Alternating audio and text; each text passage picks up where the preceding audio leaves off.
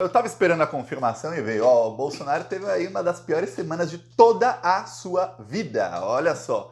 Segunda-feira, ele amanheceu em São Paulo, no Palácio dos Bandeirantes, onde estava com medo de ser preso. Os advogados do Bolsonaro e ele mesmo acreditavam que se a Polícia Federal fosse fazer uma operação de prisão, não faria enquanto ele estivesse no Palácio dos Bandeirantes. Santa ingenuidade. Pois bem, terça-feira volta para casa, chegou a ter uma reunião de emergência com Tarcísio de Freitas e seus advogados no Palácio dos Bandeirantes na terça-feira e depois voltou para casa. Dormiu um dia, parece que dormiu em casa, não sei, né? Não estava lá. E já na quarta-feira o Bolsonaro foi avisado ali por uma repórter do O Globo que sairia uma matéria sobre a delação do tenente-coronel Cid. E que essa matéria falaria sobre uma reunião que o Bolsonaro teve, uma reunião de emergência que o Bolsonaro teve com a alta cúpula das Forças Armadas. Reunião essa em que o Bolsonaro falou para os generais, olha, se a gente não fizer alguma coisa, eu serei preso quando o Lula assumir a presidência. E que o Bolsonaro chegou a perder a paciência, quebrou o pau ali com o comandante do exército, que falou, ó, Bolsonaro, eu não vou seguir a sua ordem. Se você der ordem para dar algum golpe de Estado, alguma coisa assim, você é quem vai acabar preso. Muito antes aí até do Lula assumir. Ali teve um desentendimento, tal, foi no dia 18 de dezembro. Dia 19 e 20 o Bolsonaro ainda tentou articular nos bastidores, dia 20 o Bolsonaro desistiu completamente ali de conseguir o golpe, pelo menos da maneira que estava pensando. O que acontece é o seguinte, o Bolsonaro logo depois disso se internou no hospital às pressas. Depois o Bolsonaro saiu do hospital e foi direto se reunir com seus advogados, porque a matéria saiu no Globo, saiu em toda a imprensa, e aí muitos começaram a ligar os pontos sobre isso.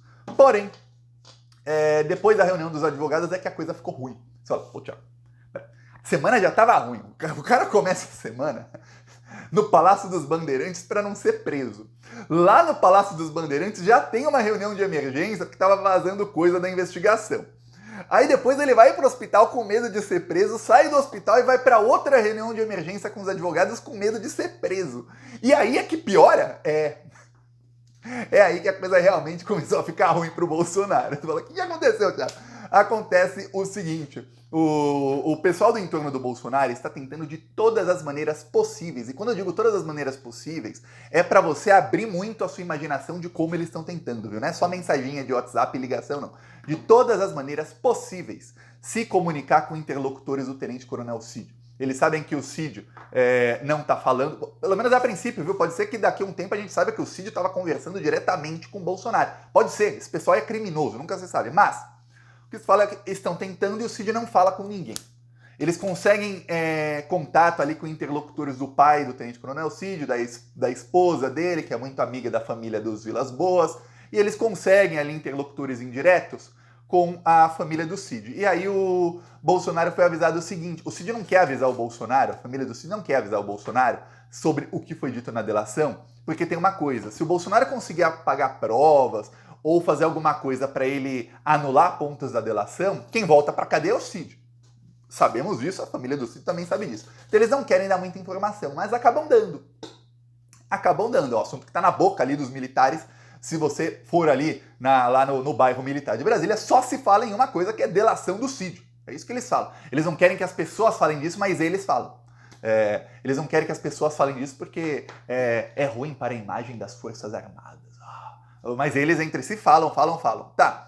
E aí descobriram o seguinte, o Cid, ele listou várias provas contra o Bolsonaro sobre essa reunião e sobre a tentativa do Bolsonaro. Ele colocou o Bolsonaro como o cara que estava tentando dar golpe.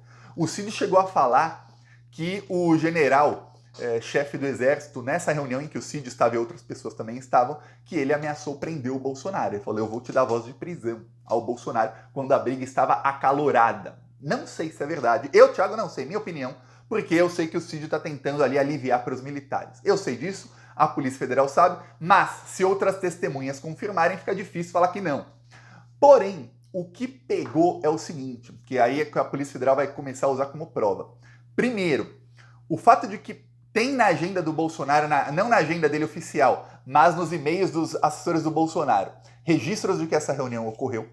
Segundo, o fato de que, olha, peraí, então você perdeu a eleição e aí você foi sondar se dava para ter golpe de Estado?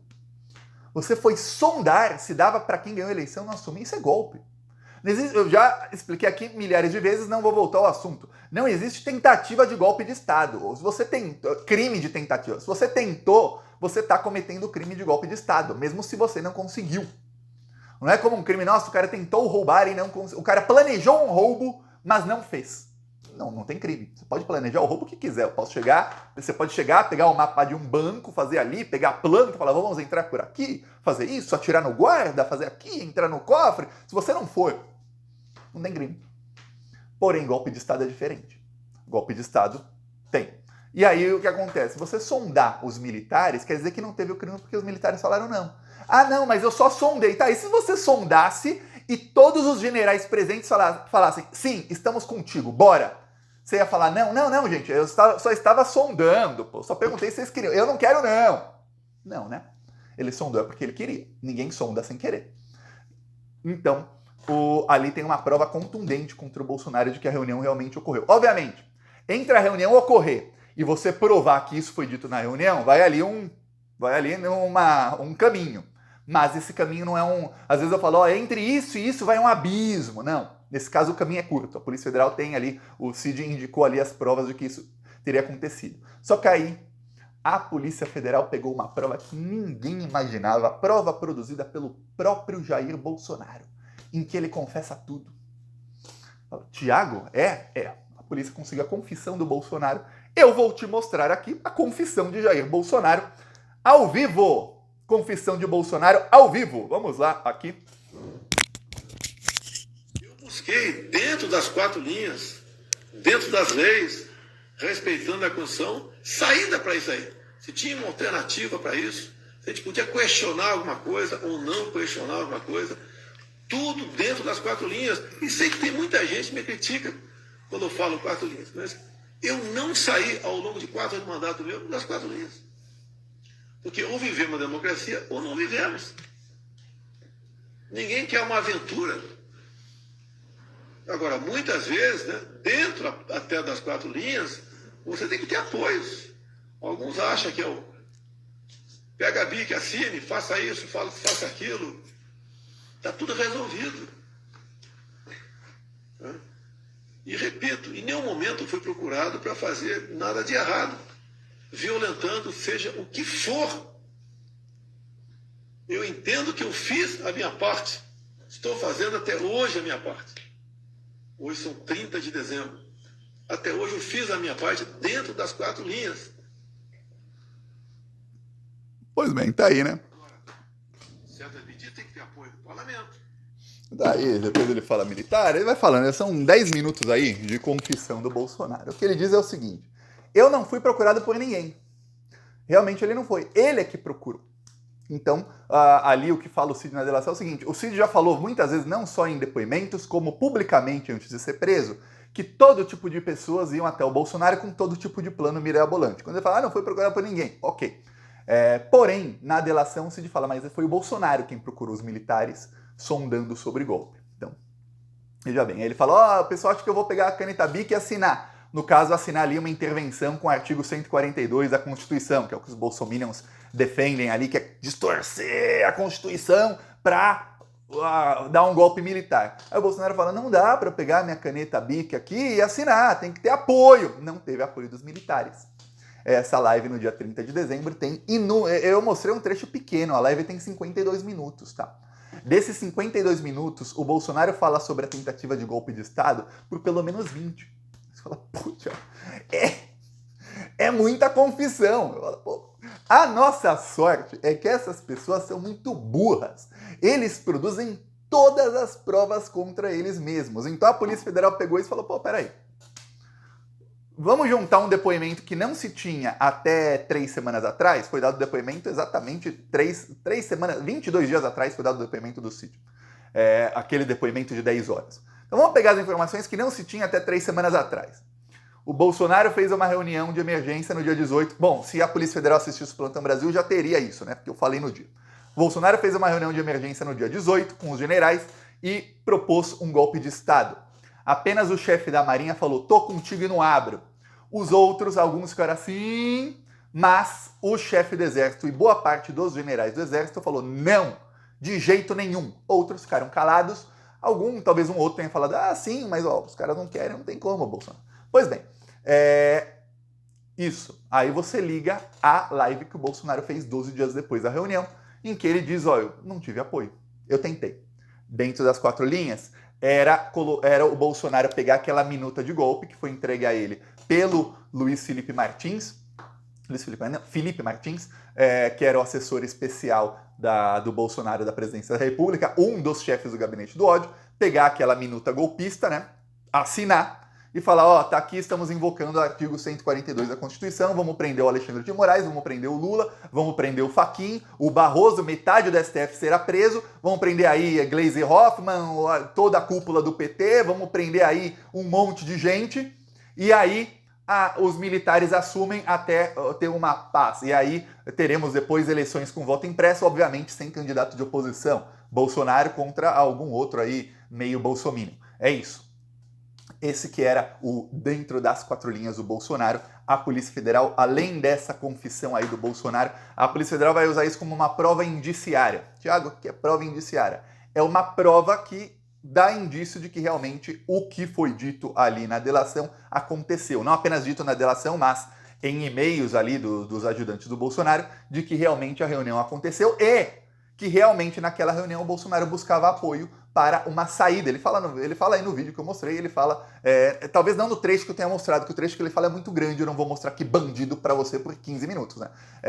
Mas ele fala que ele queria buscar uma saída para que o Lula não assumisse. E aí você fala, não tem aí o que falar. Então a reunião realmente foi para sondar os militares. Dito isso, é o último prego no caixão do Bolsonaro, depois dessa acabou. O Bolsonaro já foi avisado aí, por isso que eu falei, olha, Bolsonaro fez uma reunião de emergência com os advogados em plena quinta-feira, saiu do hospital, foi para a reunião. E aí depois é que a situação piorou, porque na reunião os advogados falaram, calma Bolsonaro, tá tudo calmo, como não teve golpe, então não tem crime. Se não tem crime, fica tranquilo, Bolsonaro. Só que logo depois avisaram aí fontes ligadas ao CID o seguinte, parece que a Polícia Federal tá usando um vídeo seu, Bolsonaro, como prova contra você, viu? Você confessou o crime. E aí foi explicado pro Bolsonaro na sexta-feira o seguinte, Bolsonaro, o fato é que você está sendo acusado de sondar aí militares para um golpe de Estado e tem vídeo seu falando que realmente buscou apoio e que você não teve o apoio. Tá coçando aqui meu nariz. Então, Bolsonaro, prepara que a coisa não está tão boa assim como a gente tinha dito anteriormente. Então, a calma do Bolsonaro deu lugar a pânico. Né? Imagina aí o pânico da Michelle Bolsonaro. Para você ter uma ideia, nas redes sociais, a Michelle Bolsonaro, eu estava vendo que ela publicou nas últimas 48 horas, ela só publica coisa para evangélico.